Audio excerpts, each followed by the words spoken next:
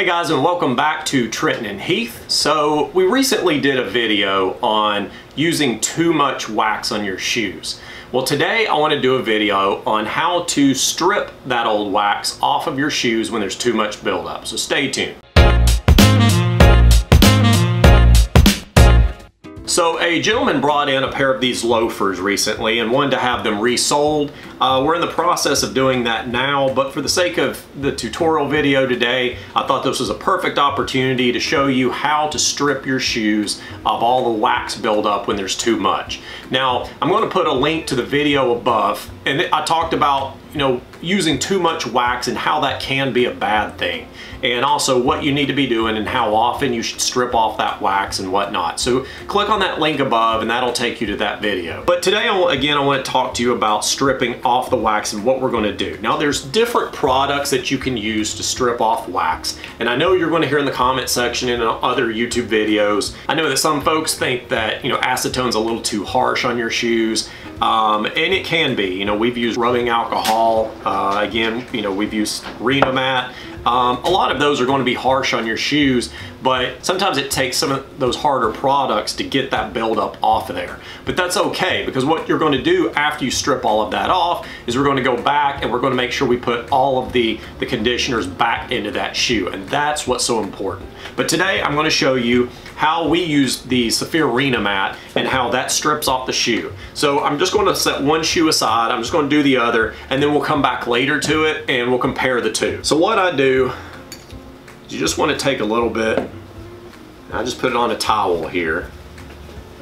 And again, if you don't have Reno'Mat, you can use acetone, or there's other products out there that will remove that wax buildup.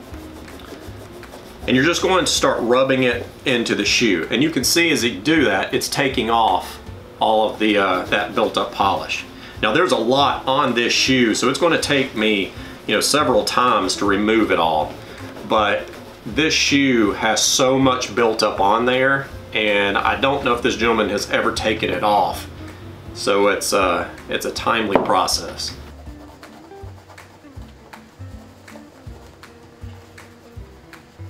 Alright guys, so I've used the Reno'Mat on this shoe here. As you can see, I had to use several coats, and you can see all the black marks on there. I mean, that's how much wax was built up on this shoe. You can also see just how many cracks are in this leather. This is what happens when you use too much wax on your shoes. Your shoes get no conditioning properties at all. I can't remember the brand he used, but he just put layer upon layer upon layer of wax on there, and when you have so much wax on there, trying to put a conditioner, it can't penetrate through that wax to get into the leather, and unfortunately this is what you get. The cracking is all along the sides of the vamp there, and there's nothing you can do about it. Unfortunately, the shoe's just like that, and it's still in great shape. I mean, we just resoled it, we haven't finished it up yet, but if he had been using conditioner on the shoe, it would have lasted a lot longer. But anyways, here's the shoe that currently has all of the wax on it. Here's the one that we took off. You can see it's much more dull on there. And you know what? When I feel the leather now, I can actually feel the leather. It's much softer. It's what, the leather was supposed to feel like. This one feels just like a ball of wax. So anyways, like I said, it took several coats to get that wax off of there. Now what you want to do, because you want to make sure you get that acetone or the Reno'Mat or whatever it is you're using, you want to make sure you get that strip, that stripper off completely. So what I would do now is take a good saddle soap, and we're just going to clean that acetone off of there. Get it all nice and sudsy. Now, one thing that I want to mention is, well, a couple of things before you use Reno'Mat or before you use any other type of stripping product. Be careful and make sure you test a portion of your shoe before you use anything like that on your entire shoe. A good place to start is back here on the inside corner of your shoe where no one can really see it. If your shoes have any type of patina finish on it, I would not recommend using acetone or Reno'Mat or anything like that, because it will take off those patina finishes. So be very, very careful. Really, the only type of leather that I recommend using any type of stripping agent on is just a smooth, generally a smooth calfskin type leather, and especially one that's just a solid color. So like these Allen Edmonds in black, you know, you can use it on there. It's not going to hurt that at all. Any of the brown, you know, brown leathers, you know, if it's a colored shoe, I would not put it on there. And again, if it has any type of two-tone finish or whatever, I would be very careful and test a spot before you apply it all over, because it will take off a lot of finishes. All right, so I've got the shoe shampooed and I've wiped that off. So now what you're going to do after the shoe, see, you can see now there's absolutely no color in this shoe. It has stripped most of the wax off. There was still so much buildup on this. I don't know how long it would take me to get it all off. We're good to go, set that aside. The next thing you want to do is apply a conditioner. Once we've stripped all of the moisture and conditioning agents out of that shoe, you want to make sure that you're putting it all back into the shoe. So we have a conditioning balm here, and you're just going to work that all into the leather. And hopefully by putting a lot of conditioners in there, it will slow down. And we're going to give that just a second to absorb into the shoe, and then we'll come back and buff that off, and then we will go ahead and put a black cream on this shoe and put the color back into it, the black pigment, and it's going to put a little bit more conditioner and a little bit more of a wax and start building that shine back up. All right guys, so we've let the conditioner sit for a few minutes. Now what we're going to do is I'm just going to buff off. I just like to buff off my shoes in between each step before applying the next product. I don't guess you really have to. I've done it the other way where I've kept the conditioner on and then added the cream and then buffed it off, and does well doing it that way too. Okay, so the conditioner's on there. You can see now it's already bringing it back to a little bit of a shine. But what we want to do now is apply a black pigmented cream, because when we did put that Reno'Mat on there, it brought, you know, stripped off some of the black coloring from the leather, and we just want to put that back on there.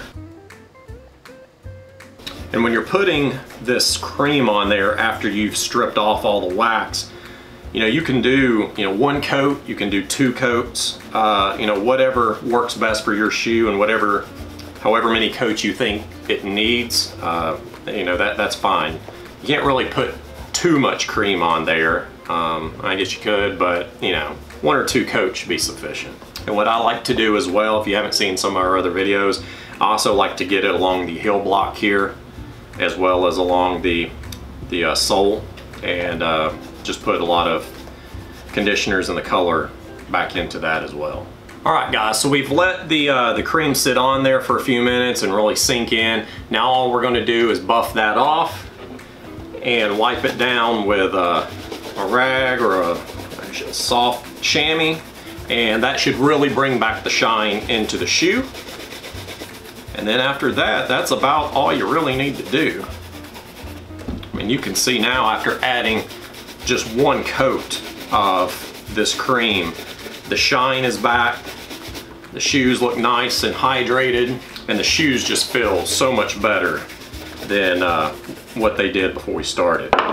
All right, so I'm going to turn this rag around a little bit, find a clean spot here, and then I'm just going to lightly wipe down this shoe to remove any excess. All right guys, so that was pretty much it. At this point, after you've wiped down and buffed off the shoe after applying the shoe cream, then you can go back and start adding on your wax if you want to. Now I'm not going to do it on this pair of shoes for this gentleman, but again, if you wanted to, I would just put wax up here on the toe area and back here on the heel counter. And if you want to put several coats to build it up into a nice shine, you can.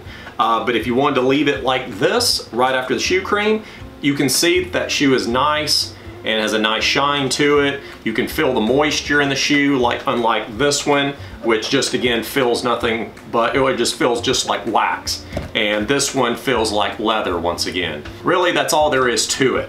Again, I just want to emphasize that if you're going to put a lot of wax in your shoes, just make sure that every now and then you're stripping it off, putting conditioner back into that shoe, and then build the shine back up.